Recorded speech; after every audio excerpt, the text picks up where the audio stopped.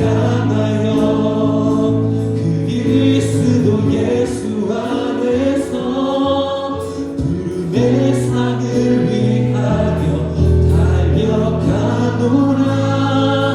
이전에 있는 것은 모두 잊어버리고 앞에 계신 그리스도께로 달려가. 한 번 더 고백합시다. 표대를 향하여, 표대를 향하여 그리스도 예수 안에서 부름의 상을 위하여 달려가노라. 이전에 있는 것은 모두 잊어버리고 앞에 계신 그리스도께로 달려가. 우리 잠잠히 이전에 있는 것은 모두 잊어버리고 앞에 계신 그리스도께로 달려가. 한 번 더. 이전에 있는 것은 모두 잊어버리고 앞에 계신 그리스도께로 달려가노라. 아멘. 우리 모두가 같은 비전의 결단으로 함께 표대를 향하여 주님께 나아가기를 간절히 기도합니다. 아멘. 오늘 마지막 찬양으로 우리가 마음의 예배 혹은 찬양의 열기라는 제목으로 또 그 버전에 맞는 번안된 가사로 알고 있는 찬양을 할 텐데, 오늘 우리가 할 때에는 자막을 잘 보시면 알겠지만 조금 다른 가사입니다. 물론 원곡의 가사와 동일하기 때문에 다른 내용은 아닌데 조금 더 원곡의 가사에서 이 원곡자인 매튜 레드맨이 좀 더 담고자 했던 대로 우리가 마음의 중심 가운데 주님을 모시고 우리의 삶의 중심에 예배하는 마음으로 함께 나아가자. 그런 마음으로 원곡에 최대한 가까운 준비된 번안을 한번 가져와 봤습니다. 함께 한 1년 전쯤에 한번 불러봤던 찬양이긴 한데 우리 시간 익숙한 찬양이니까 또 편하게 부르실 수 있지만 한번 가사 하나하나를 깊이 묵상하면서 오늘 이 시간 함께 찬양하겠습니다. 찬양의 끝에, 찬양의 끝에 마음 열릴 때 주 앞에 홀로 내 모든 것을 주님께 드려 주를 송축해. 주께서 원하시는 순전한 믿음 담긴 노래 이상의 순종, 진실된 행함임을 아시는 주님께서 중심을 살피시죠. 죄배의 중심 지키리라. 내 삶의 이유, 내 삶의 전부 예수, 참된 회개의 길, 삶의 예배 지켜내리라. 내 삶의 전부 예수. 다시 한번 찬양의 끝에 함께 찬양합시다. 찬양의 끝에 마음 열릴 때 주 앞에 홀로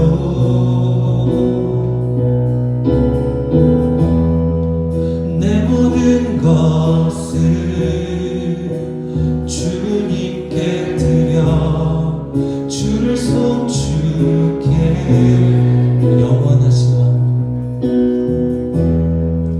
영원하신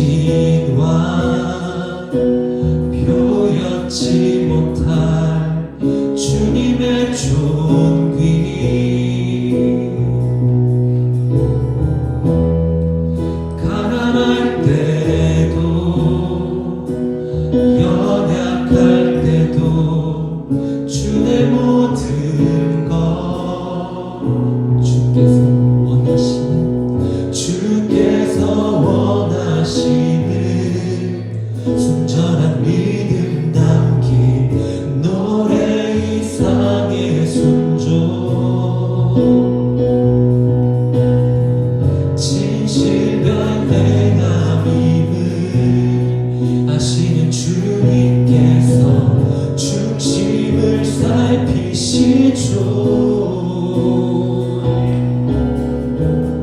예배의 중심 지키리라. 내 삶의 이유, 내 삶의 전부 예수. 참된 회개의 삶의 예배 지켜내리라. 내 삶의 전부 예배의 중심, 예배의 중심 지키리라.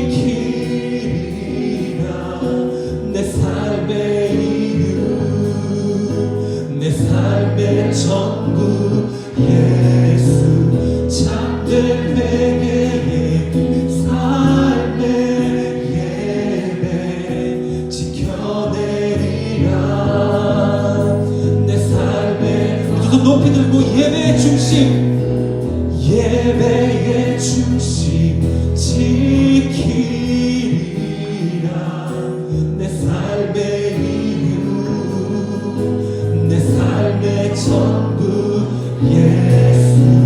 참된 회개의 삶의 예배 지켜내리라. 내 삶의 우리들의 목소리로 마지막 고백합니다. 예배의 중심 지키리라. 내 삶의 이유, 내 삶의 전부 예수. 참된 회개의 긴 삶의 예배 지켜내리라. 내 삶의 전부 예수.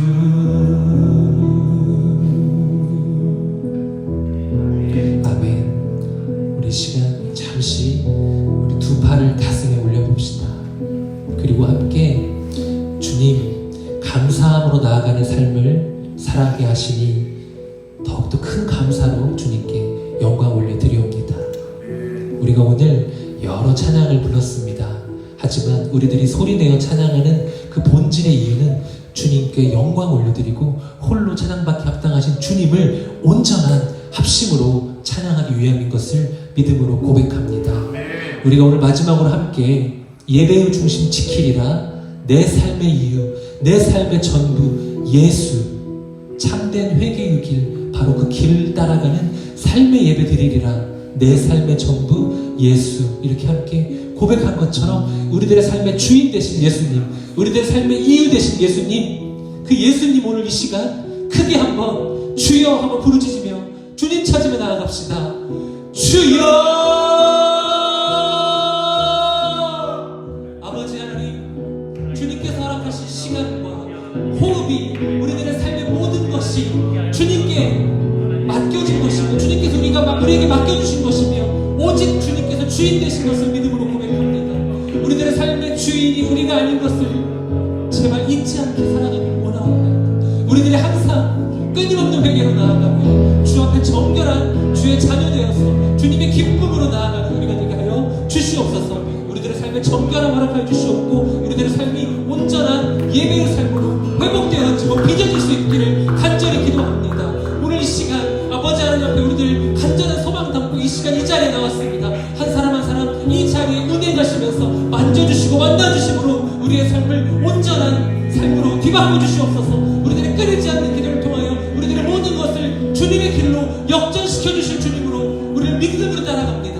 아버지 하나님, 오늘 이 시간 귀한 말씀 전해주시기 위하여 온리교회 최영철 목사님 오셔서 이러한 간절한 소망으로 아버지 하나님 앞에 우리들이 죄인된 우리들이, 병자된 우리들이 어떻게 하면 신앙의 방향성을 올바로 잡고 사역의 방향을 잡을 수 있을지 그 귀한 말씀을 주님의 이름으로, 주님의 말씀으로 선포하는 이 시간, 복된 시간을 우리들에게 삶에 깨우침을 주시옵고 온전한 삶의 뒤바꿈의 역사로 나아갈 수 있도록 주님 이 시간 역사하여 주시옵소서. 주님만 바라며 이 시간 우리들 주 앞에 무릎 꿇고 나아가 주님의 말씀을 듣습니다. 아버지 하나님, 우리들의 삶을 바꾸어 주시옵소서.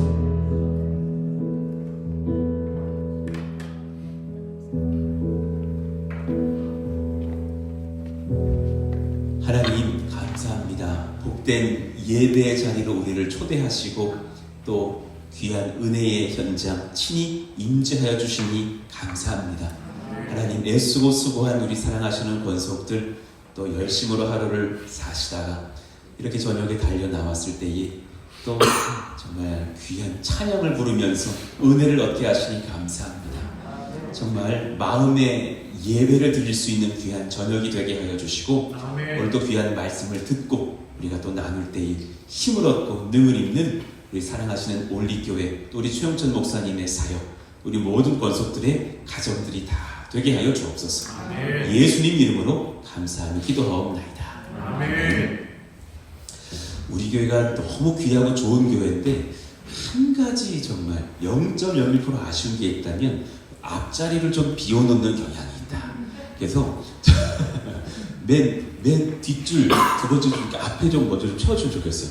앞에 나와도 해치지 않습니다. 앞쪽으로 좀 나와주면 좋겠다. 자, 우리 뒤에 계신 분들 좀 우리 권사님, 집사님, 우리 젊은 분들 앞에 맨 앞줄 좀 채워주면 좋겠습니다. 한 줄만 나와주시면 빈자리 좀 채워주시고 목회자는요 앞자리부터 앉을 때 얼마나 힘이 나는지 예. 우리 진화 형제님 거기 있고 맨 앞자리 거기 앉으시면 되겠습니다. 네. 왕진 여생 나중에 이쪽에 좀 앉아주십시오. 예. 좀 목사님도 힘이 날 줄 압니다. 자, 우리 말씀을 한번 보겠습니다. 우리 마태복음 9장의 말씀인데요. 같이 한번 찾아보시죠. 마태복음 9장 27절에서 34절까지의 말씀이에요. 우리 같이 한 절씩 교독을 하겠습니다. 제가 먼저 읽겠습니다.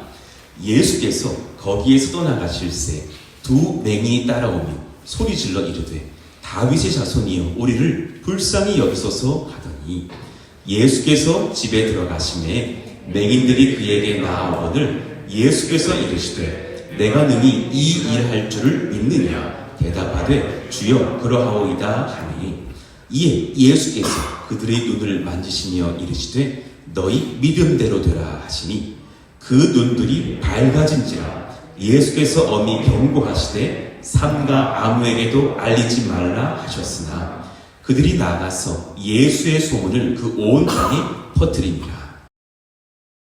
그들이 나갈 때에 귀신 들려 말 못하는 사람을 예수께 데려오니 귀신이 쫓겨나고 말 못하는 사람이 말하거늘 무리가 놀랍게 여겨 이르되 이스라엘 가운데서 이런 일을 본 적이 없다 하되 같이요 바리새인들은 이르되 그가 귀신의 왕을 의지하여 귀신을 쫓아낸다 하더라. 아멘.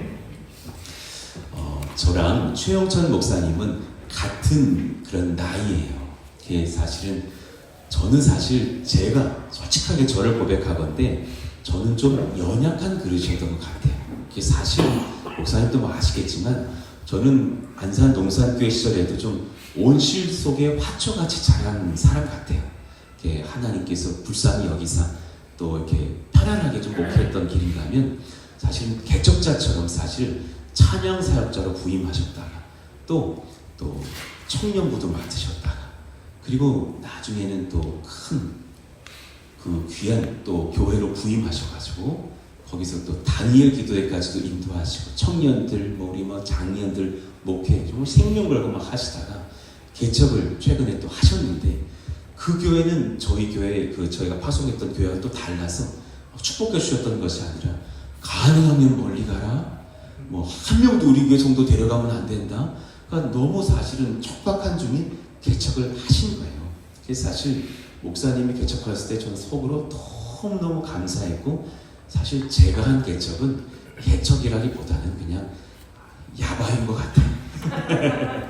근데 목사님 하신 개척이 진짜 찐 개척이 아닌가 생각이 들어서 얼른 또 저희 교회에 우리 같이 또 우리 조금이라도 후원하자 했던 여러분도 아멘 주셨고 지금 또 사실은 그런 다산 땅에 그동안에는 사당 쪽에서 준비하는 그런 예배들로 1, 2년 준비하셨다가 이제 다산 땅으로 딱 나아가셔서 좋은 빌딩을 얻으셔서 거기 11층인가요 목사님? 최고층 가장 좋은 층에 절반 정도 85평 얻으셔가지고 인테리어를 하는데 세상에 옥상이 물이 새 물 새는 거 이렇게 고난 아시잖아요.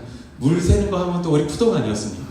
거의 1시간에 양동이 한 2개 받아가지고 이 정도면 목욕도 해도 되겠다 이 정도로 물이 들어왔었던 교회이기도 했었는데 얼마나 어려워요. 그런데 막 여러 가지 환란 중에 애쓰시고 수고하면서 사실 장년들이 이렇게 많으면 좋겠는데 또 목사님 은사가 또 좋으시다 보니까 청년들이 많이 따라가셨네. 청년들이 막 쫙 부러지고 헌금은 5천 원 정도 내시는 거예요. 그래서 쉽지가 않은 상태인 것 같아요. 얼마나 수고가 많으실까.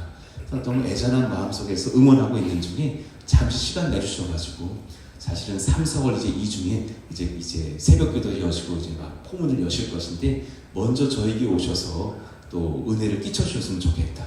여러분도 오늘 말씀을 들으시고 단돈 5만 원, 10만 원이라도 혹시 마음이 동하시면은 또 헌금하실 때 이요한 그리고 올리라고 써주시면 그걸 바로 보내겠습니다. 올리도 계시니까 이요한 뭐 올리 이렇게 다 해주시면 또 올리도 붙여가지고 이요한 원 쓰시면 바로 보내드릴 테니까 헌금도 좀 넣어드리면서 응원을 좀 해드렸으면 좋겠고 우리도 오늘 귀한 말씀 받으시면서 은혜를 누리시기를 원합니다. 우리 같이 목사님 나오실 때 하나님께 감사의 박수, 영광의 박수 올려드리도록 하겠습니다.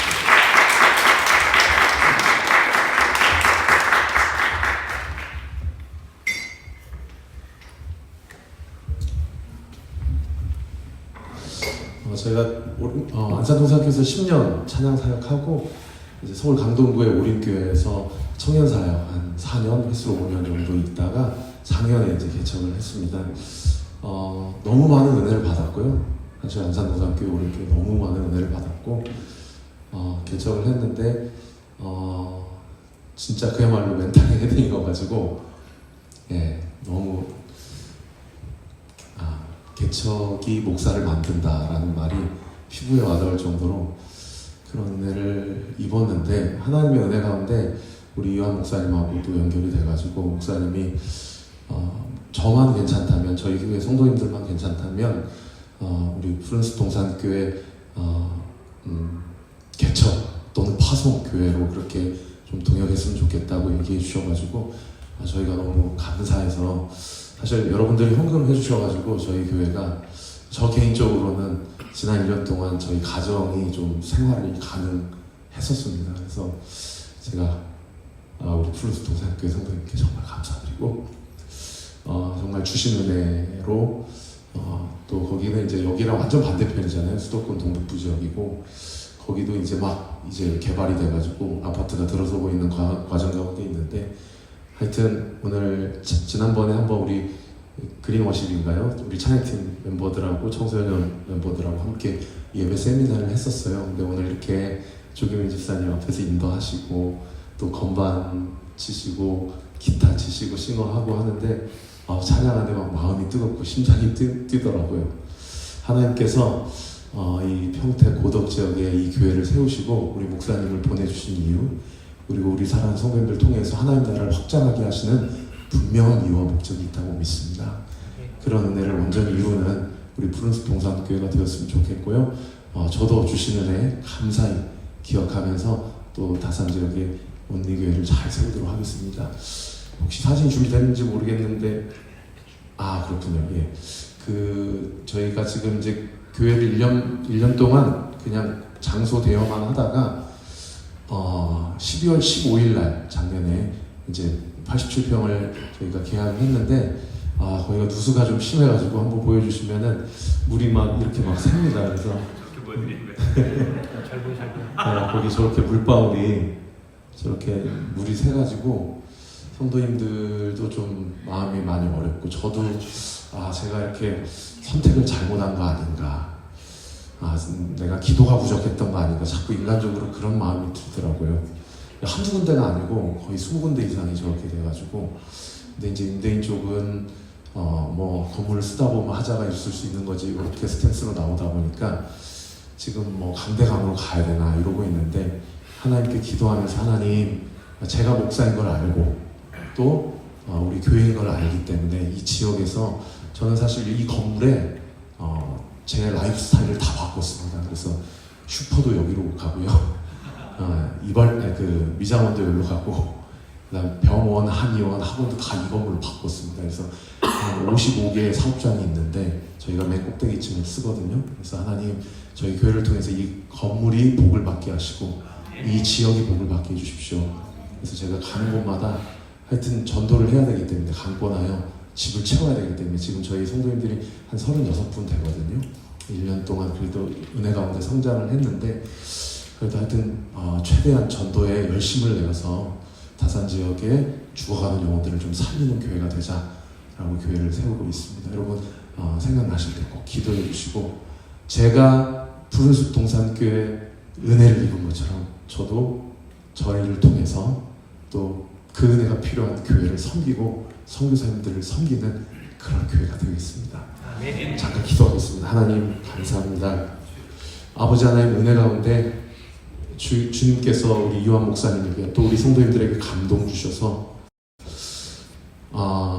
제 마음 가운데 대형교회에서 15년 목회했지만 인간적인 마음 또 서운한 마음 섭섭병을 들 때마다 아버지 우리 푸른숲 동산교회에서 매달 보내주시는 또 헌금을 통해서 저희 가정과 저희 교회가 지난 1년을 은혜 가운데 잘 보내고 이제 저희 교회도 부흥하고 성장하여서 정말 힘든 교회를 돕고 섬기는 그런 교회가 되고자 하는데 아버지 건축하는 중에 선교사님들을 돕고 개척교회를 돕는 교회가 어디 있겠습니까?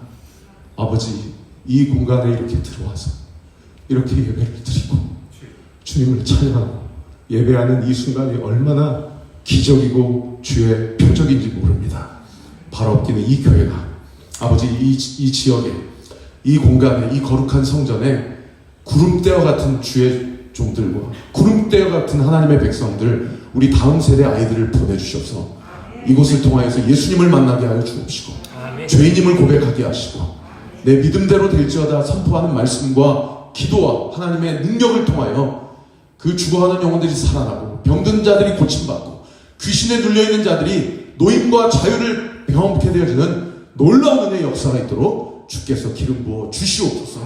아버지 하나님 위임하여 세우신 우리 이완 목사님과 우리 장로님 또 모든 중직자들 주님 기름 부어 주시옵고 몸된 교회를 섬길 때에 주께서 우리의 발을 씻기셨던 것처럼 성도님들을 섬기고 또 이 교회에 보내주실 자들을 섬길 때마다 많은 다음 세대 아이들과 많은 기성세대 성도님들과 많은 노년세대 성도님들이 이곳을 통하여서 주의 영광을 보며 푸른 초장 맑은 시냇물가에 주께서 공급해 주시는 생명의 꼴을 공급받는 놀라운 내 역사가 있게 하여 주시옵소서. 오늘도 주신 말씀 가지고 정말 최선을 다해서 말씀을 준비했습니다. 부족한 종의 입술을 주장하여 주셔서 인간적인 모습 보혈로 다 덮어주시고 하나님의 뜻만 분명하게 세워지는 오늘 이 밤 되게 하여 주시옵소서. 감사드리옵고 살아계신 예수 그리스도의 이름으로 기도하옵나이다. 아멘. 오늘 예수님을 제외한 본문의 주인공은 맹인과 벙어리입니다. 주께서 맹인의 눈을 띄워주시고 이 벙어리 언어장애인의 이 혀 근육을 풀어주심으로 이들이 예수님을 통하여서 받은 은혜를 우리가 깊이 상고하고자 한다면 이들이 예수님을 만나기 이전에 그들의 삶이 얼마나 비참하고 얼마나 소망이 없는 삶인지를 우리가 좀 묵상해 볼 필요가 있습니다. 그래서 저도 사실 맹인으로 살아본 적이 없고 언어장애인으로 살아본 적이 없기 때문에 제가 짧은 영상을 준비했는데 영상을 한번 보시면서 앞이 보이지 않는 삶 혹은 말을 할 수 없는 삶이 얼마나 비참한 삶인지를 같이 한번 보고 말씀을 이어가도록 하겠습니다. 청각장애 두 가지 장애를 가졌다고 하면 의사소통에 어떻게 해결을 하고 있을까라는 그런 의문이 들었고 시각장애, 청각장애가 같이 있는 학생들은 도대체 어디 있는 것일까? 이런 학생들은 누구보다도 교육이 필요하고 교육적으로 지원이 필요한 경우인데 만약에 학교에 이렇게 못 오고 있다면 어딘가에서 어떻게 의사소통을 하고 있을까?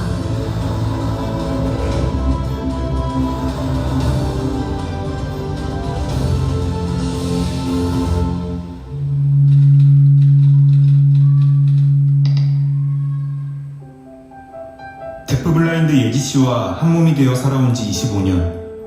부모님은 앞을 볼 수도 소리를 들을 수도 없는 예지씨와 소통하는 법을 배워가고 있습니다. 그러니까 밥 줄 때도 우리가 시간을 보고 줘요. 그냥 느낌으로 한 5시간, 4-5시간 지났으면 먹는 시간이겠지. 그래서 줘서 먹으면 통과하고 안 먹으면 아직 아니구나. 최소한 다른 건 몰라도 지금 배고프다, 아프다, 화장실 그 문제만 표시만 해도 일상생활이 되거든요. 다른 사람하고도 그래야지 나중에 뭐 부모를 떠나서 혼자 시설에 살 때도 그 표시를 그 정도만 해줘도 최소한의 그 가지만 해도 세상을 살 것 같다는 생각이 드니까. 1995년 5월 1일 한 여자아이가 태어났습니다. 왼쪽 눈에만 조그마한 초승달처럼 까만 흔적이 있었고 나머지 눈은 뿌연 유리창처럼 혼탁한 아이였습니다. 부모님은 예지라고 이름을 지어줬습니다. 예지씨의 청각장애를 알게 된 건 예지씨가 3살쯤 되던 때의 일입니다. 천둥번개에 놀라지 않는 것을 본 어머니가 냄비 뚜껑을 쾅 내려쳤고 예지씨는 반응이 없었습니다. 처음에 예지 진단 받았을 때는 애기니까는 청각의 문제는 전혀 생각도 못했고 일단 보이는 게 눈이니까. 근데 막상 얘가 두 개를 다 겹치다 보니까 아주 그냥 진짜 눈앞이 깜깜한 거 아무것도 할 수가 없는 거예요. 얘 갈 데도 없고 뭐 어떻게 교육을 시켜야 할지도 모르겠고. 어느덧 취약할 나이가 되었지만 예지씨를 받아줄 시설과 기관은 없었습니다. 청각장애인 시설에서는 시각장애인 시설에 가는 것을 권했고 시각장애인 시설에서는 청각장애인 시설에 가는 것을 권했습니다. 우리 사회는 데프블라인드라는 새로운 세계를 맞이할 준비가 아직 되어 있지 않았습니다. 예지씨는 집안에서 고립된 삶을 살아왔습니다. 무언가 마음에 들지 않을 때 꼬집고 때리는 것으로 불만을 표출합니다. 말리면 얼굴을 세게 때렸고 이 또한 말리면 발로 바닥을 쾅쾅 내리칩니다. 지능이 일반적인 지능을 갖고 있어요. 발달장애이긴 하지만 보지를 못하고 듣지 못해서 발달을 못하는 것이지 지능이 떨어지는 발달장애는 아니거든요. 그러니까 뭘 가르쳐 손으로도 뭘 쉬워요. 가르쳐보려고 몇 번을 저도 해줬어요. 나한테 뭘 시키는가 보다 생각이 딱 들면 그때부터 이제 거꾸로 반응이 보이는 거예요. 제가 이렇게 표시를 하는 거는 알아는 들어요. 알아는 듣는 거 확실한데 너무 다 큰 다음에 이걸 시작하려니까 너무 힘든 거.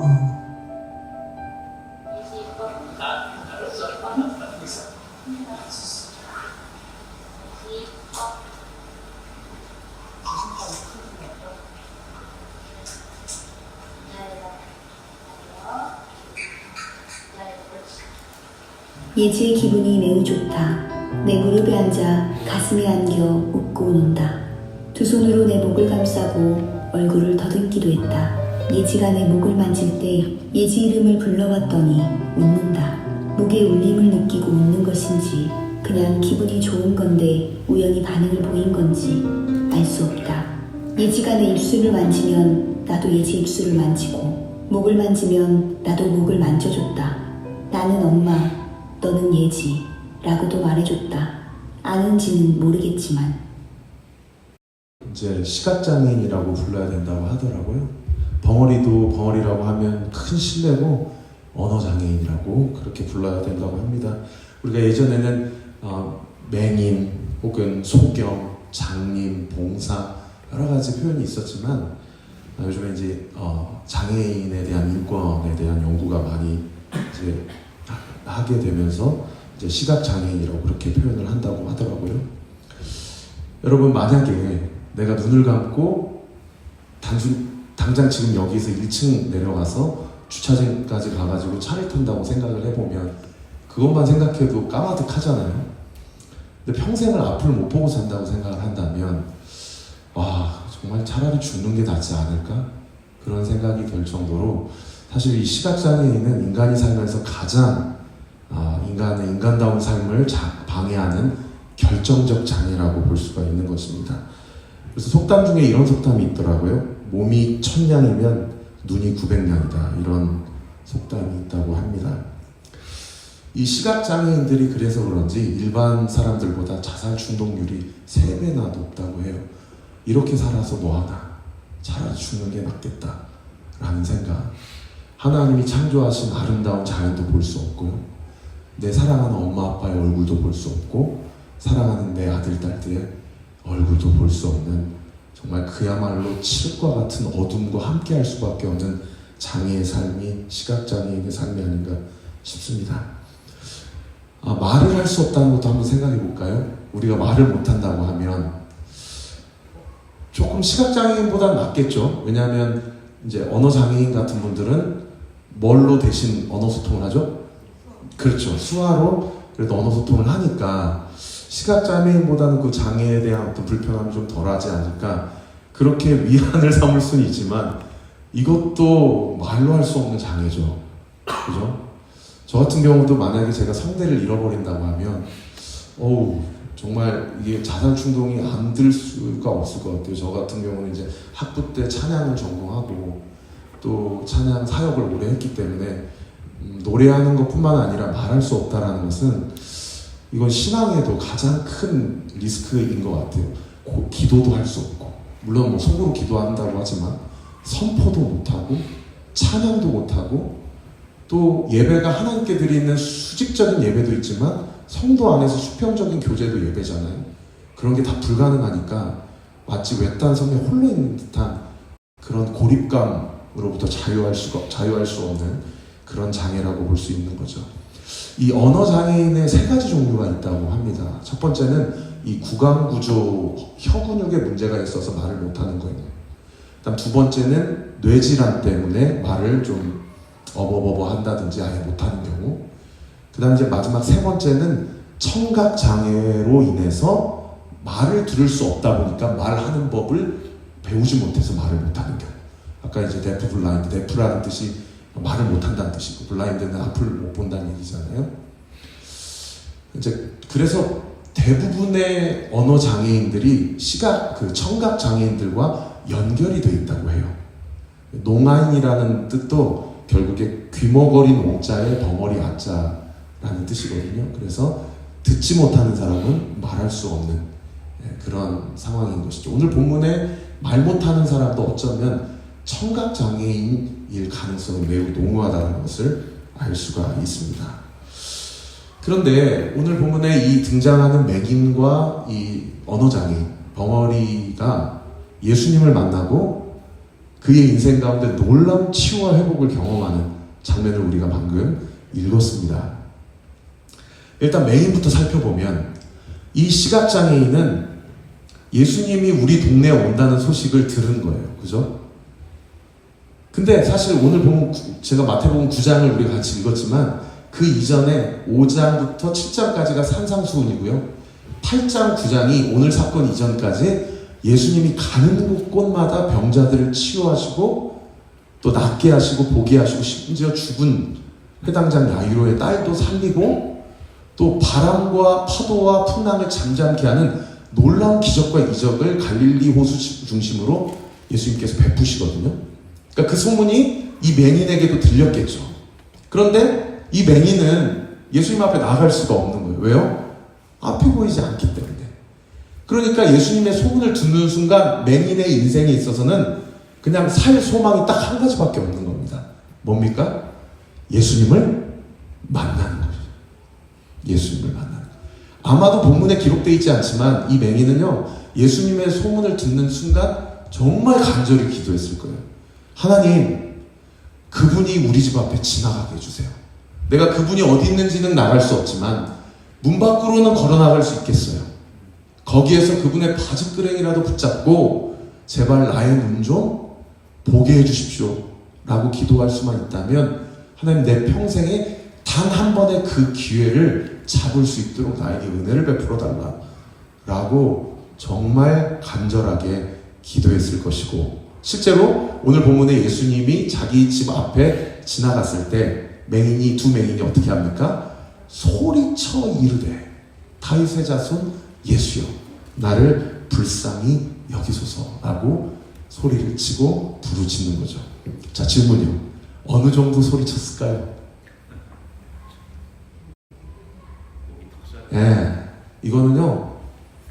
이거는 상상할 수 없는 소리입니다. 그죠? 내 눈을 고침받을 수만 있다면 체면이고, 나발이고 필요 없는 거예요. 그분 앞에서 소리쳐 이르되 다윗의 자손 예수여라고 소리를 친 겁니다. 거기 영어 성경에는 다윗의 자손을 The Son of David 이렇게 돼 있어요. 직역하면 다윗의 아들이여 나를 불쌍히 여기십시오 라고 이야기를 하고 있다는 겁니다.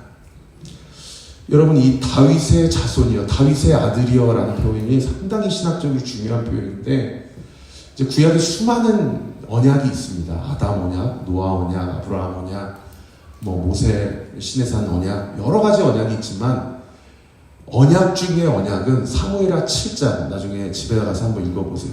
다윗 언약입니다.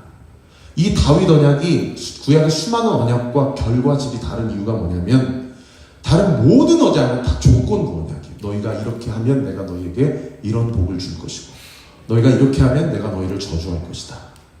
근데 유일하게 사무엘하 7장의 다윗 언약은 무조건적 언약입니다. 네가 어떤 형편에 있고 네가 어떤 상황 가운데 처해 될지 간에 나는 너를 포기하지 않을 거야 라는 무조건적 성격을 띠고 있는 유일한 언약이 이 다윗 언약인 거죠.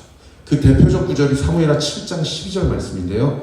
제가 한번 읽어드리겠습니다. 내 수완이 차서 내 조상들과 함께 잘 때에 내가 내 몸에서 날 자식을 내 뒤에 서서 그 나라를 견고하게 하겠다.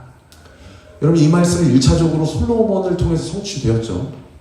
근데 부분적 성취였습니다. 왜냐하면 우리가 잘 아는 대로 솔로몬의 전반부 20년의 인생과 후반부 20년의 인생이 완전히 상반된 인생을 살았기 때문이죠.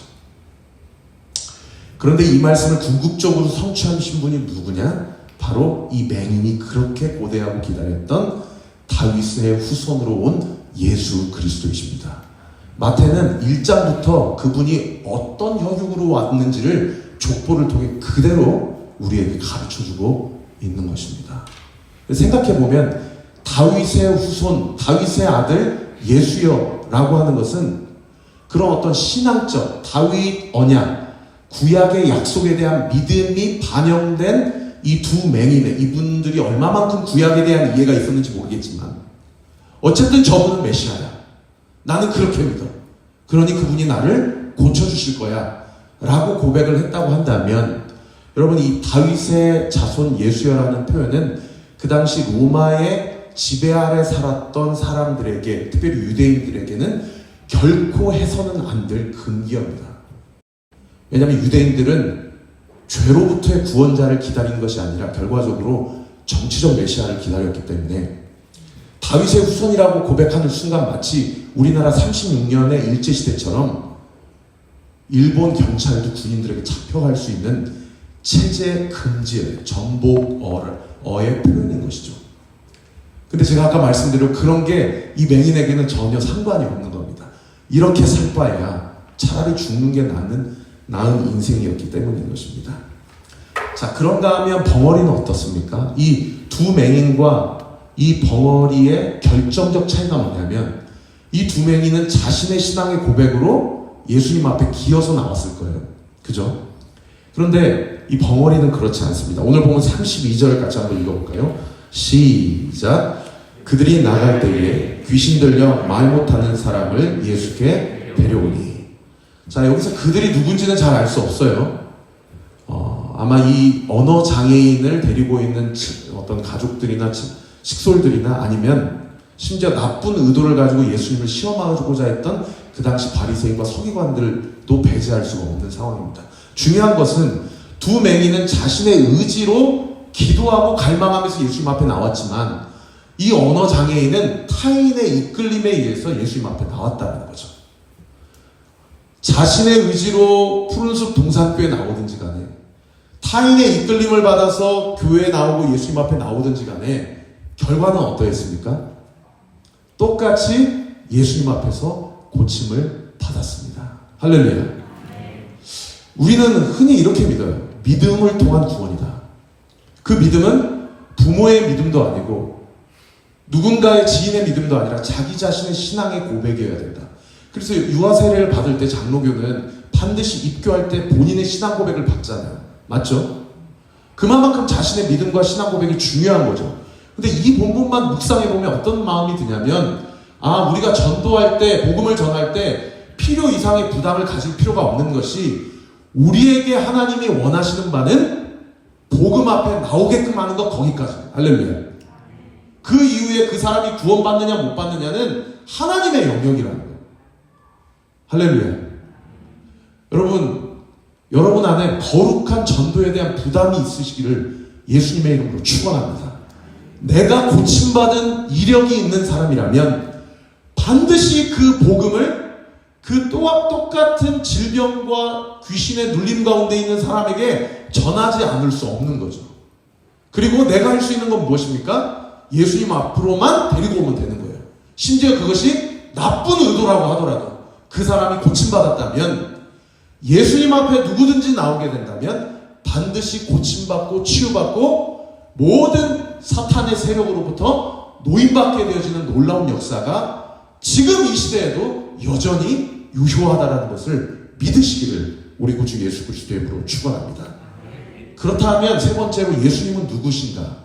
두 맹인에 대한 삶, 언어 장애인에 대한 삶을 살펴보았다면 예수님이 누구신가를 우리가 한번 살펴볼 필요가 있습니다. 자, 먼저 맹인의 눈을 뜨게 한 예수님에 대해서 한번 살펴보면, 구약의 수많은 선지자들, 예레미야 선지자, 에스겔 선지자, 이사야 선지자, 너무 많아요. 그 말씀이. 수많은 선지자들이 메시아가 오시면 그분은 반드시 맹인의 눈을 뜨게 해주실 것이다라는 예언을 수백 년 전에 수차례 하나님께서 선지자들을 통해서 말씀해 주셨습니다. 저희 교회에도 의사 한 분이 계시는데요, 저한테 그런 얘기 하시더라고요. 지금도 시신경을 회복시킬 수 있는 의술은 없습니다. 시신경을 안 좋게 되어지고 그 시각을 멀게 잃게 되는 속도를 늦출 수는 있지만 그것을 회복시킬 수 있는 의술은 21세기 의술로도 불가능합니다. 이게요. 인간이 가지고 있는 모든 신경 중에 가장 세밀하고 복잡한 신경이 시신경이라고 합니다. 하나님께서 메시아가 오면 맹인의 눈을 띄우게 해주실 것이다 라고 이야기를 하면서 이사야서 35장 5절에 그 말씀이 대표적으로 제가 한 구절만 가져왔는데요, 우리 같이 한번 읽어봅시다. 시작. 그때에 맹인의 눈이 밝을 것이며 못 듣는 사람의 귀가 열릴 것이며. 메시아가 오면 그 사람이 맹인의 눈을 띄워주게 해줄 건데 그분은 분명한 하나님의 메시아다 라는 걸 바리새인, 서기관, 율법교사 말할 것도 없고 모든 유대인이라면 이 신앙적 유전, 전통에 의해서 이 말씀을 너무 분명하게 알고 있었다는 겁니다.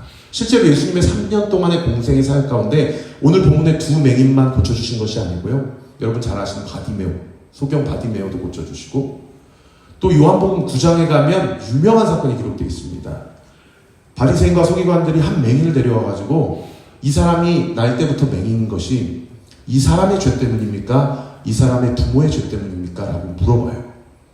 예수님이 뭐라고 얘기하십니까? 이 사람의 죄도 아니고 이 사람의 부모의 죄도 아니고 이는 하나님의 영광을 나타나게 하기 위함이다 라고 하시고 그대로 허리를 숙이셔서 침을 뱉어가지고 진흙을 이겼어요. 그 진흙을 이긴 그 진흙 덩어리를 그 맹인의 두 눈에 발라주세요. 그리고 실로암 물가에 가서 씻으라 라고 얘기를 합니다. 그 사건이요, 그 예루살렘 성전을 위시하여서 그 주변에 소문이 파다해서 도대체 이 사람이 우리가 아는 그 맹인, 유명한 그 거짓 맹인 맞느냐. 그때부터 놀라워요. 바리새인과 제사장들과 율법교사들이 예수님을 믿으려 하지 않고 예수님을 죽이려고 합니다. 인간이 이렇게 무서워요. 그 맹인의 눈을 띄워주신 이후에 예수님이 유명한 자기 계시의 말씀을 하죠. 여러분 성경을 많이 연구하신 분은 요한복음의 7가지 예수님의 자기 계시의 말씀을 아실 것입니다. 그 중에 이 맹인의 눈을 띄워주시고 예수님이 자기 자신을 뭐라고 계시하십니까? 나는 세상의 빛이다.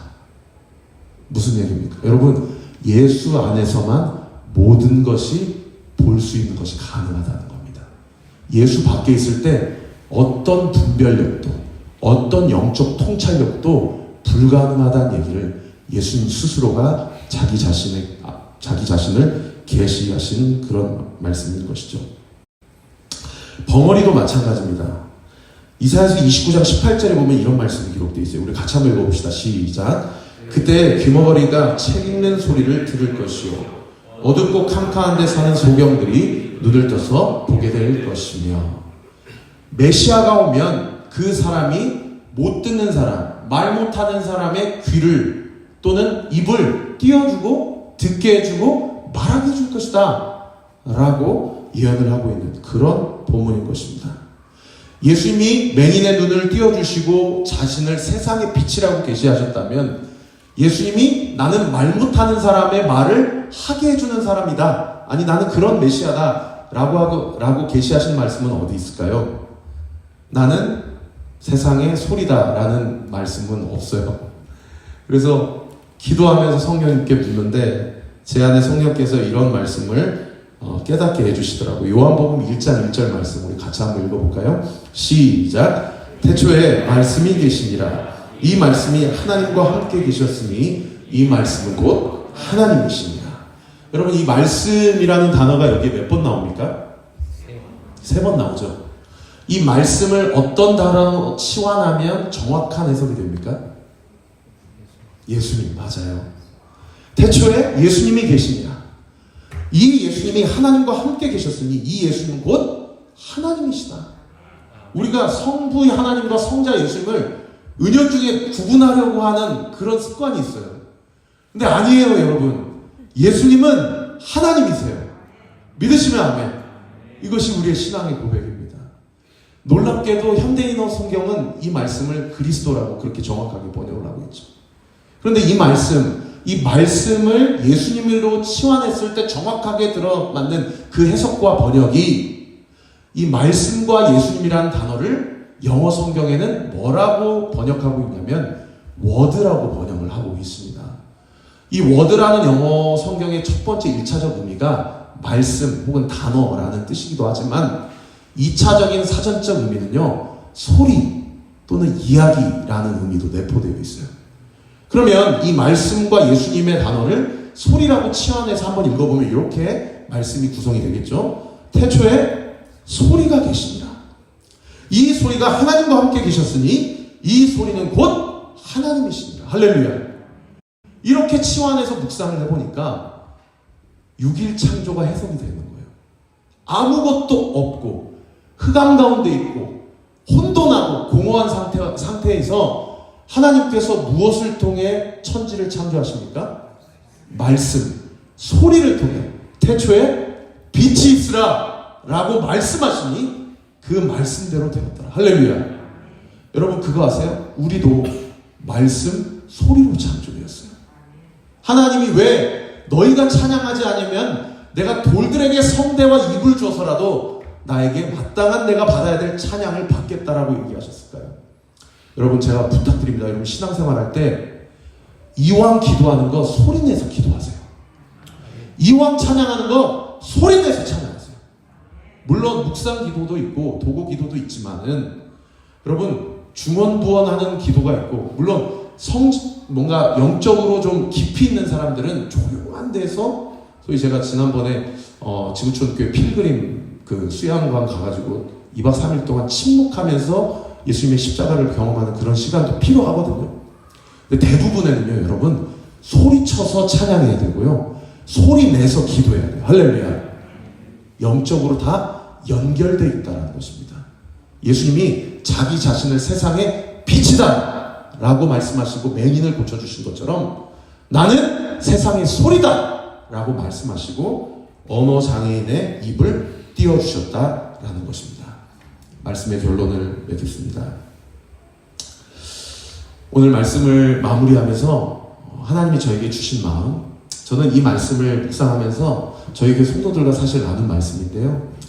우리의 사역의 방향성 그리고 우리의 신앙의 방향성을 영적 재조정하자라고 마음을 나눴습니다. 오늘 말씀의 결론을 내리면서 첫 번째 제가 여러분에게 도전하고자 하는 것은 우리 푸른숲 동산교회 앞으로의 우리 이 목사님과 함께 이 지역과 이 지역에 보내주신 영혼들을 섬기는 하나님 나라를 이루어가면서 여러분의 사역의 방향성이 장애만 고치는 인생이 아니라 마음까지 고치고 치유하는 그러한 삶의 결이 되시기를 우리 구주 예수 그리스도의 이름으로 축원합니다. 오늘 본문 9장 28절을 같이 한번 읽어보겠습니다. 시작. 예수께서 집에 들어가시매 맹인들의 그에게 나아오거늘 예수께서 이르시되 내가 능히 이 일을 할 줄을 믿느냐 대답하되 주여 그러하오이다 하니 저희 이 말씀 묵상하면서 제 눈에 확 들어왔던 표현 단어가 어디 부분이냐면 여기 하이라이트 해주신 부분. 예수께서 집에 들어가시며. 자, 반대로 생각해 봅시다. 맹인들이 집 밖으로 나왔다는 얘기입니까? 못 나왔다는 얘기입니까? 못 나왔어요. 그 당시 히브리인들의 가옥의 전통적 구조가 어떻게 되는지 우리는 잘 모르지만 하여튼 못 나왔고요. 예수님이 그 길을 걸어가시다가 누군가 소리를 치시니까 그 소리를 거절치 못하시고 뒤로 돌아서 그의 집에, 맹인의 집에 들어간 거예요. 자, 한번 브레인스토밍을 해봅시다. 예수님이 두 맹인의 집에 들어갔어요. 그 집안 꼬라지가 어땠을까요? 이렇게 하실 수도 있지 않았을까요? 집 앞에 가서 들어가시지는 않으시고 나와라. 내가 여기 있으니 나와라. 내가 너를 고치리라. 이렇게 하실 수도 있지 않았을까요? 왜 집에 들어가셨을까요? 유대인들의 전통적 어떤 라이프 스타일에 근거하면 많은 학자들이 이 부분을 해석할 때 누군가의 집에 초대받거나 초대되는 것은 그가 초대받은 자나 초대를 한 자나 친구라는 것을 의미한다는 거예요. 친구. 얘는 내 친구야. 얘는 내 새끼야. 얘는 내 가족이야. 그러니까 집에 들어간 행위 자체가 예수님이 두 맹인과 영적인 관계를 맺고 싶어 하셨다는 것을 알 수 있는 그런 대목인 것이죠. 여러분, 앞으로 우리 푸른숲 동산교회를 통해서 하나님이 놀라운 사역과 역사를 경험케 하시고 영적인 숙제를 주실 거예요. 믿으시면 아멘. 이 중에는 마리아도 있어야 되고요. 마르다도 있어야 됩니다. 다 마리아에서도 안 되고 다 마르다에서도 안 돼요. 하나님께서 감당케 하시는 사역이 있는데 한국교회의 가장 큰 문제와 이렇게 어려운 상황까지 내몰린 이유가 뭐냐면 빵만 주는 거예요. 필요만 채워주는 거예요. 장애인들의 특징이 뭔지 아세요? 외로운 거예요. 관계가 필요한 거죠. 푸른숲 동산교회 모든 사역의 방향성이 필요를 채워주는 것을 뛰어넘어서서 그들과 관계가 맺혀지게 되고 친구가 되어지게 되고 평택에 예지 같은 사람이 있을 수 있잖아요. 여기 데프블라인드라는 프로그램을 제가 국민을 통해서 쭉 보면서 세상에 앞을 못 보고 듣지 못하고 말하지 못하는 2-3개 이상의 장애를 갖고 있는 사람이 우리나라에만 1만여 명 이상 있다고 합니다. 학교도 못 다닙니다. 책임질 만한, 책임지려고 하는 사람, 그런 교육기관도 없어요. 저는 이 말씀 우리 성도들과 함께 나누면서 우리 성도들 안에, 우리 교회 안에 하나님 예지를 보내주세요. 다산의 예지가 있으면 우리가 가게 해주세요. 어떻게든 접촉점이 있게 해주세요. 제가 우리 교회에서 청년 사역할 때 우리 함께 청년 있었던 지체들도 이 자리에 있지만은 하반신 마비된 청년이 있었습니다. 그 선천적 마비가 아니었고요. 교통사고 통해서 하반신이 마비됐어요. 그 청년 한 명 섬기려고 얼마나 많은 청년들이 수고했는지 몰라요. 수련회를 가잖아요. 간다고 얘기를 안 해요. 못 간다고 얘기를 해요. 1대1 신방에 들어갑니다. 왜 못 가니? 떠들러보면 가고 싶어요. 왜 못 간다고 한지 아세요? 민폐 끼치는 게 싫어서. 자기가 가면 누군가는 자기 때문에 은혜를 못 받고 누군가는 십자가를 짊어져야 되니까 그러니까 간다고 말을 못하는 거예요. 막 멋있는 것 같고 누군가를 섬기는 게 고상한 것 같지만 실제로 누군가를 섬기는 일은 그렇게 꽃길이 아닙니다. 그런데 예수님은 그 꽃길이 아닌 길을 저련히 내려놓고 십자가의 길을 향해서 그 두 맹인의 집에 들어가세요. 그리고 그 집안에 들어가서 그 집안의 죄치를 맡으시고 그 집안의 냄새를 맡으시고 두 맹인이 살고 있었으니 집안 정리가 되었겠습니까?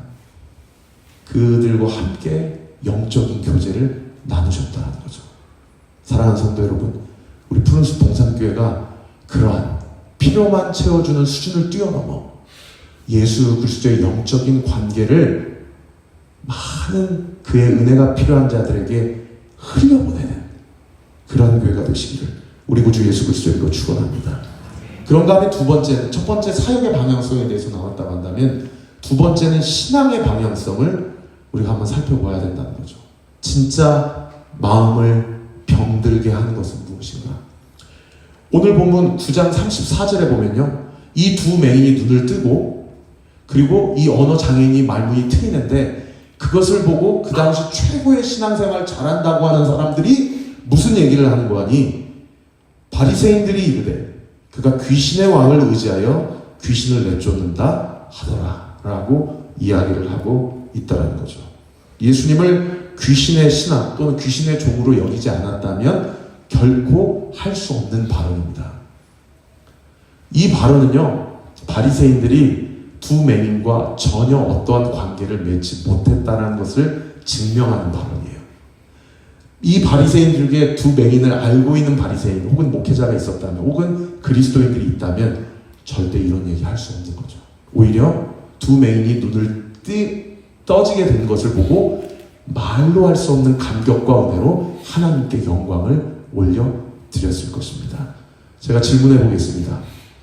두 눈이 있지만 메시아 예수 그리스도를 보지 못하고 심지어 그를 귀신의 종이라고 이야기하는 바리새인이 진짜 장애인입니까? 아니면 두 눈을 볼 수 없지만 예수 그리스도에 대한 믿음과 신앙을 가지고 그분과 영적인 관계를 맺은 그 은혜를 받은 두 맹인이 진짜 장애인입니까? 사랑하는 성도 여러분, 예수님께서 이 시대를 보고 이 시대에 신앙생활하는 그리스도인들을 보고 저는 똑같이 이렇게 말씀하고 계시다고 믿습니다. 혹시 마태복음 18장 18절 말씀도 준비가 돼서 한번 띄워주시고요. 너희가 같이 한번 읽어볼까요? 시작. 너희가 눈이 있어도 보지 못하며 귀가 있어도 듣지 못하느냐? 또 기억하지 못하느냐? 이 말씀 오늘을 살아가는 우리 그리스도인들에게 하시는 말씀이라고 저는 믿습니다. 우리 찬양팀 한번 좀 나와주시고요. 제가 찬양 사역을 하다 보니까 이제 원고를 투고하는 일이 좀 많이 있었거든요.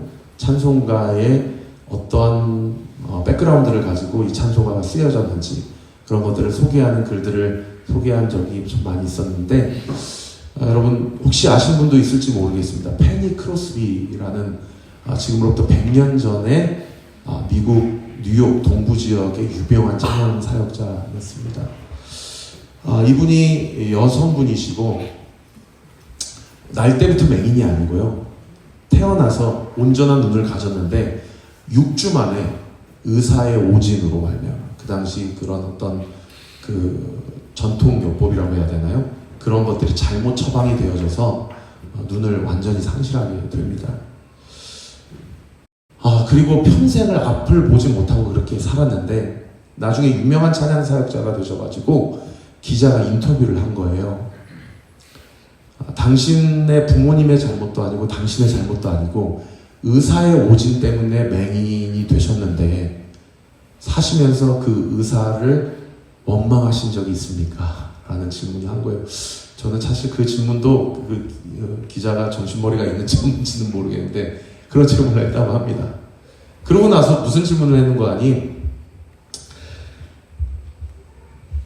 예수님께 지금도 당신의 눈을 띄워달라고 기도하십니까? 라고 질문을 했다고 그래요. 그때 이 페니 크로스비라는 분이 그 기자에게 뭐라고 대답했냐면 나는 더 이상 눈을 뜨게 해달라고 하나님께 기도하지 않습니다. 왜냐하면 내가 눈을 뜨게 되었을 때 제일 먼저 보게 될 얼굴이 예수님의 얼굴이기 때문입니다. 라고 그렇게 인터뷰를 했다고 합니다. 이분이 사시면서 8,000곡 이상의 곡을 작곡과 작사를 하셨는데요.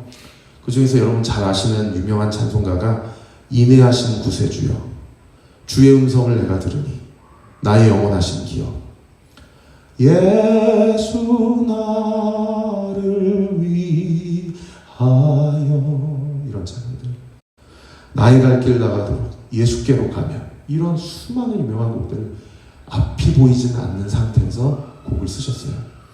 그 중에 제가 제일 좋아하는 찬양이 예수를 나의 구주 삼고 라는 찬양하는 찬양입니다. 여기 2절과 3절 가사 한번 띄워주시면요, 맹인인데 자꾸 뭐가 보인다고 고백을 해요.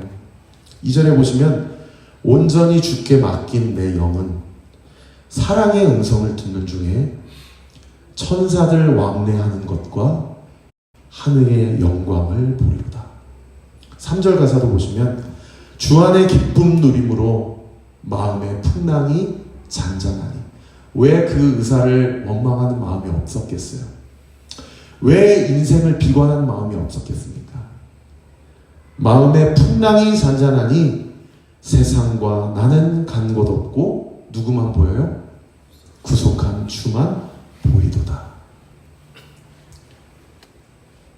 어쩌면 우리가 진짜 맹인 아닙니까? 여러분, 요즘에 신앙생활 하시면서 무엇이 가장 크게 보이십니까? 마음의 풍랑을 잠잠케 하시고 그 풍랑을 가르시고 두려워하는 제자들에게 찾아오신 그 예수님의 찾아오심의 은혜가 우리 사랑하는 푸른숲 동산교회 모든 성도님들에게 부어지기를 우리 구주 예수 그리스도로 축원합니다. 우리 주신 말씀 기억하면서 예수를 나의 구주 삼고 함께 찬양하겠습니다.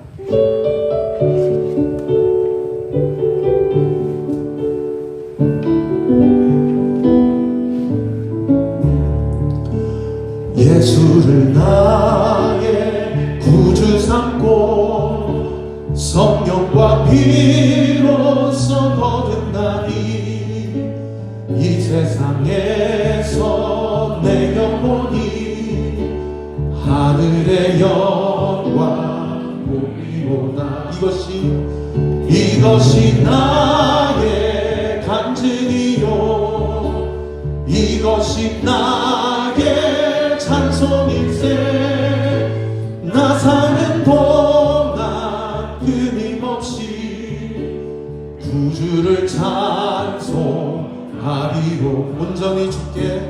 온전히 주께 맡긴 내 영, 사랑의 음성을 듣는 중에 천사들 왕래하는 것과 하늘의 영광 보리로. 이것이 나의 간증이요, 이것이 나의 찬송일세.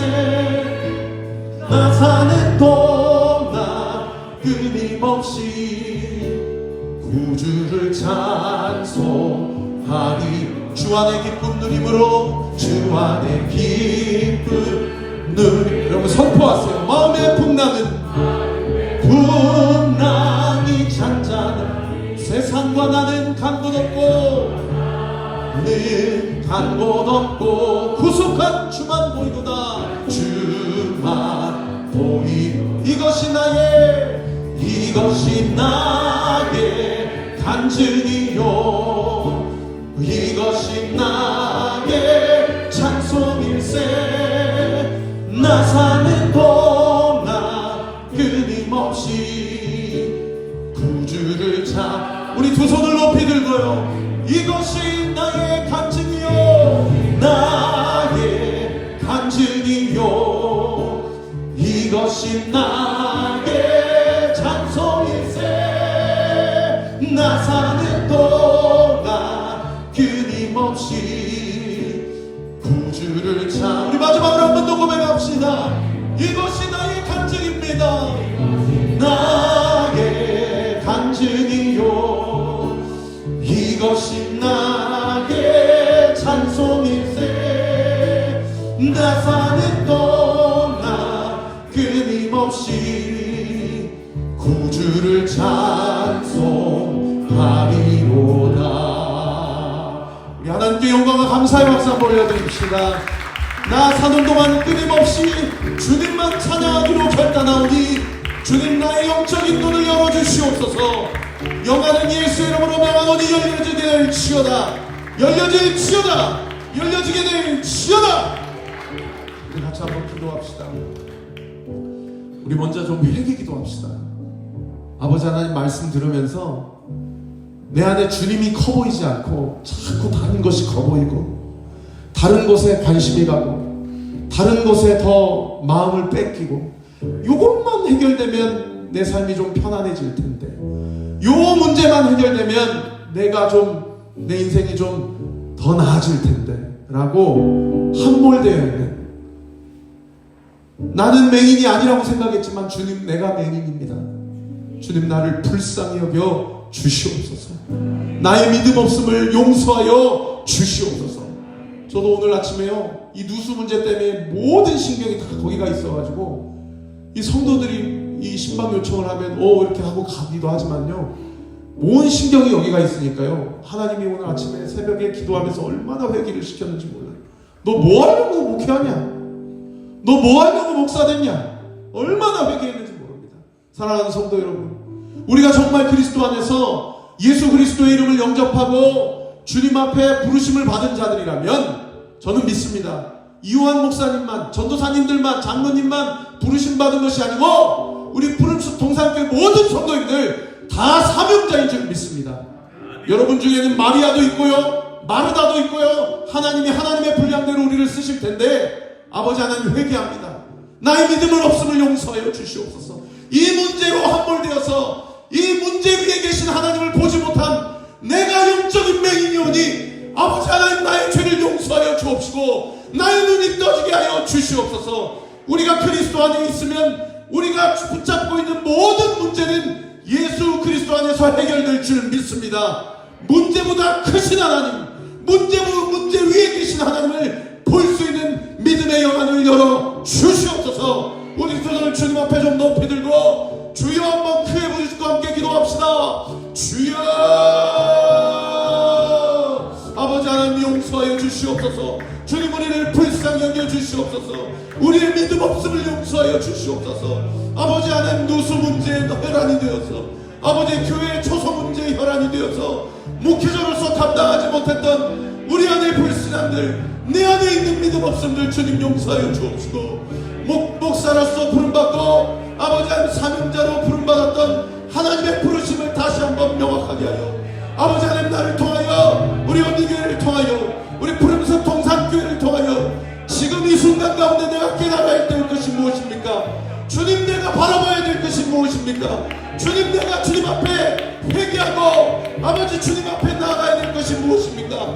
주님 나를 불쌍히 여기주셔서 나의 영안이 열어지게 하여 주옵시고 내가 나의 삶을 볼 때 필요하고 내가 내 가정을 볼 때 원하는 것이 아닌 하나님의 나를 보시기에 원하시고 하나님이 나를 바라보셨을 때 정말 필요한 것이 무엇인지를 우리가 깨닫고 주님 앞에 반응하며 주님 앞에 나아가는 놀라운 은혜의 역사가 있도록 주께서 은혜 베풀어 주시고 인도하여 주시옵소서. 우리의 영안이 영적인 민감함을 허락하여 주셔서 하나님 앞에 구해야 될 것을 구하게 하시고 하나님께 받아내야 될 것을 받아내게 하시고 하나님의 뜻이 나의 삶 가운데 우리 푸른숲 동산교회 가운데 온전히 이루어지는 놀라운 은혜의 역사가 있도록 주께서 은혜 베풀어 주시고 인도하시고 함께하여 주시옵소서.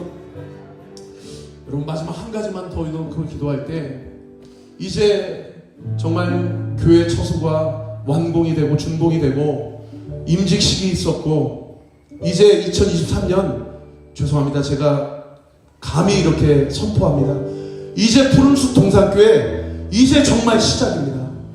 2023년 정말 중요합니다.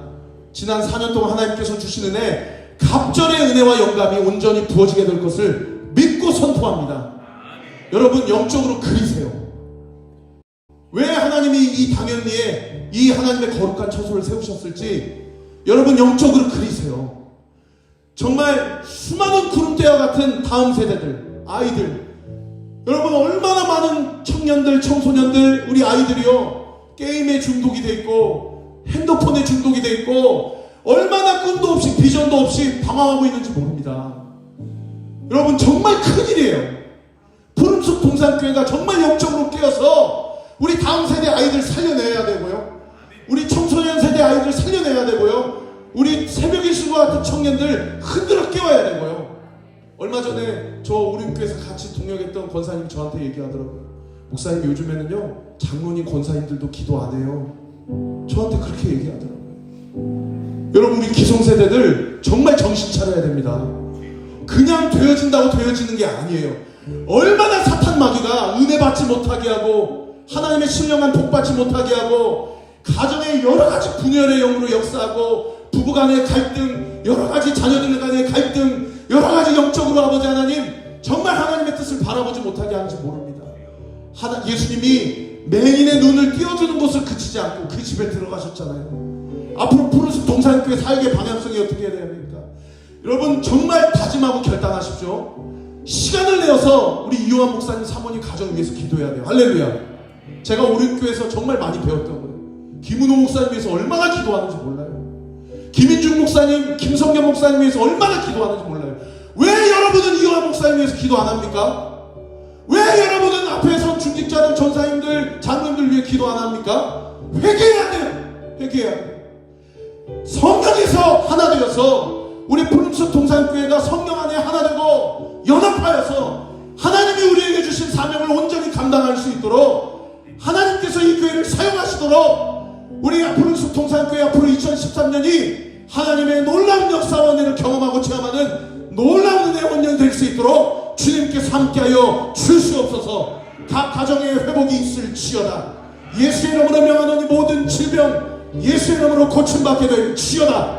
예수의 이름으로 명하노니 귀신에 눌린 것들, 공황장애, 불면증, 우울증 예수의 이름으로 명하노니 떠나갈지어다. 예수의 이름으로 명하노니 영적인 부흥이 있게 될지어다. 하나님의 놀라운 역사를 기대하세요.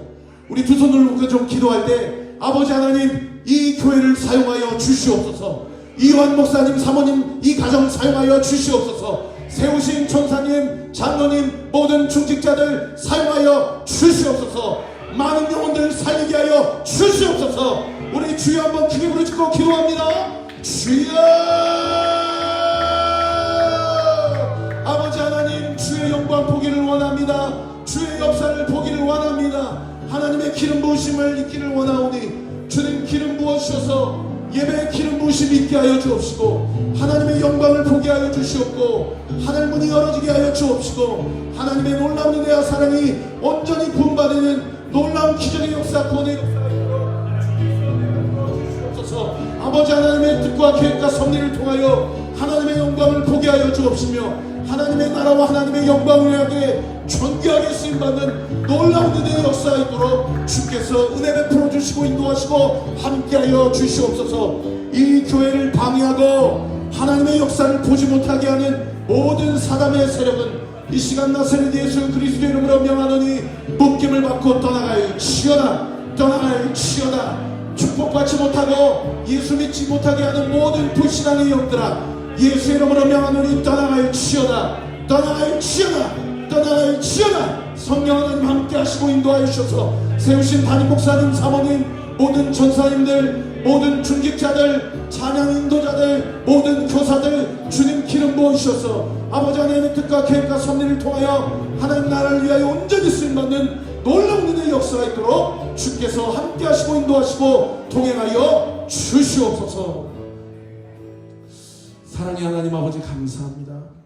너희가 눈이 있어도 보지 못하고 귀가 있어도 듣지 못하고 머리가 있지만 어찌 기억하지 못하느냐 말씀하신 주님, 아버지 하나님 우리의 믿음 없음을 용서하여 주시옵소서.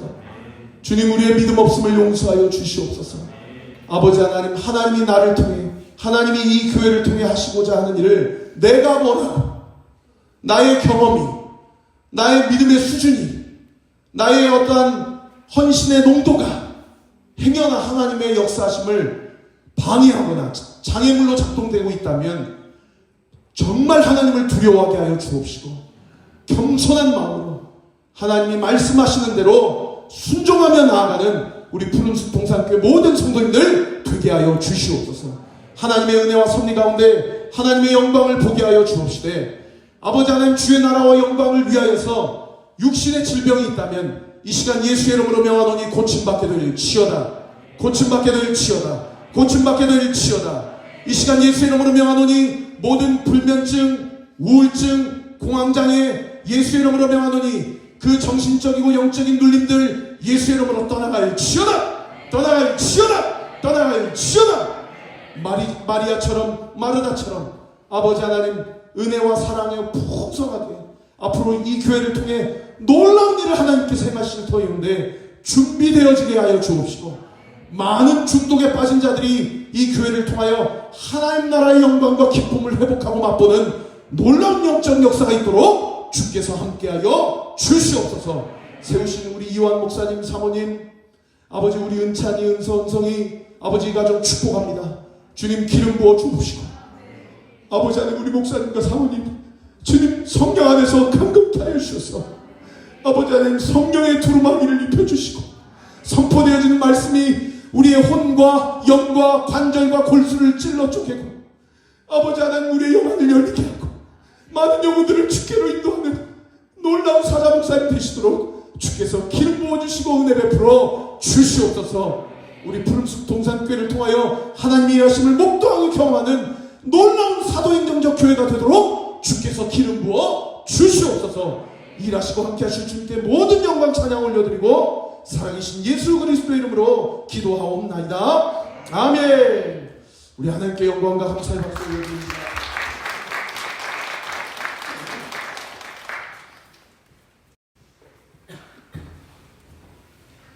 왜 올림교회를 도와야 되는지 아시겠죠? 목사님, 제가 지난 10년간 들은 설교 중에 최고입니다. 정말 설교 잘하시죠? 전사님, 저런 설교자 되고 싶죠? 아니, 반응을 좀 해주라. 아멘? 아멘. 얼마나 정말. 그러면 웬만한 무슨 초대형 교회 필요 없는 목사님 설교 정말 귀하시잖아요. 다산 땅에 부흥이 있을 줄 저는 확신합니다. 약간 42세인데 약간 70년대 부흥사 목사님 느낌 나지 않아요? 네. 시대를 좀 잘못하고 나시더라고요. 너무 귀하신 것 같아요.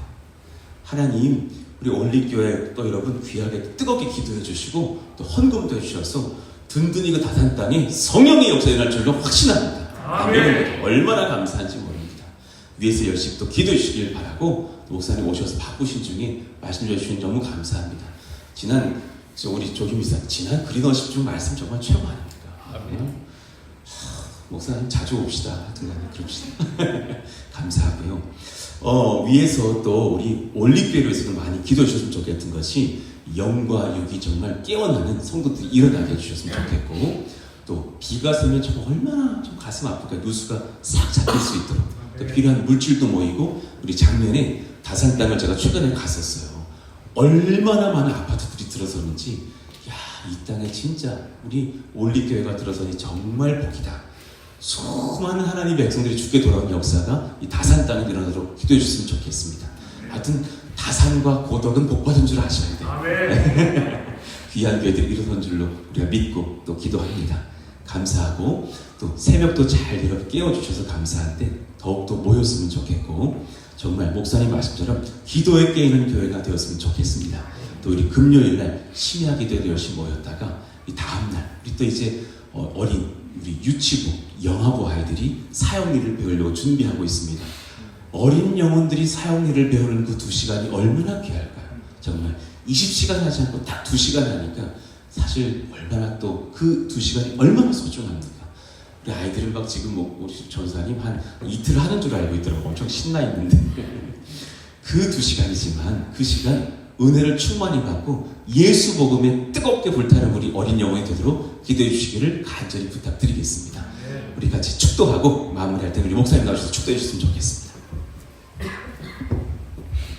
지금은 우리 구주 예수 그리스도의 은혜와 하나님의 사랑과 성령의 위로부터 충만하심이 나의 영적 맹인됨을 깨닫게 하시고 회개케 하시고 나의 영적인 눈을 띄워주셔서 아버지 하나님 필요만 채우는 수준이 아니라 하나님 나라 영광을 위해 쓰임받기로 결단하는 우리 사랑하는 푸른숲 동산교회 모든 성도님들 머리머리 위에 또 이들의 가정 위에 진로 위에 학업 위에 또 함께 섬기시고 동역하시는 모든 선교사님들의 사역 위에 지금으로부터 영원토록 함께 하시기를 간절히 축원하옵나이다. 아멘.